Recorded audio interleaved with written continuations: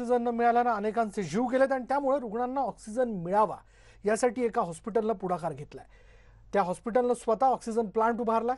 या हॉस्पिटलला आता ऑक्सिजनसाठी इतरांवर अवलंबून राहावं लागत नाहीये। भविष्यातही ऑक्सिजनची कमतरता भासणार नाहीये। चला तर मग पाहूयात या हॉस्पिटलचा अभिमानास्पद काम म्हणजे सगळ्यांना आनंद देणारा हा सगळा भाग।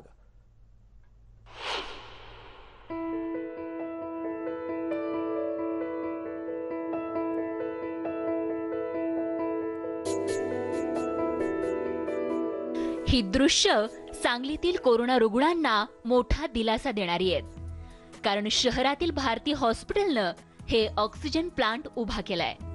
गेल्या काही महिन्यात राज्यात ऑक्सिजनचा प्रचंड तुटवडा जाणवतोय।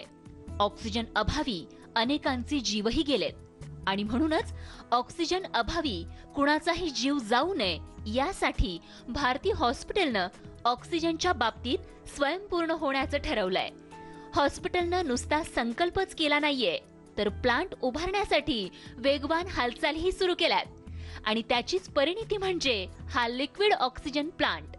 तब्बल 19 टन ऑक्सिजन या प्लांटमध्ये साठवला जातोय आणि त्यामुळे ऑक्सिजनसाठी हॉस्पिटलला इतरांवर अवलंबून राहावं लागत नाहीये।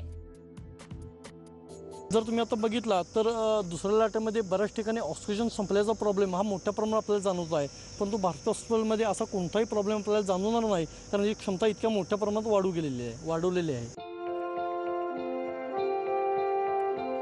सांगली जिल्ह्यात 40 ते 45 टन ऑक्सिजनची गरज आहे।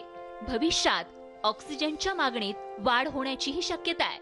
त्यामुळे भविष्यातली हीच मागणी ओळखून Bharati hospital oxygen generation plant उभारणार आहे, ज्यामध्ये 500 लिटर ऑक्सिजनचे 3 प्लांट उभारण्यात येणार असल्याचं सांगण्यात आलंय।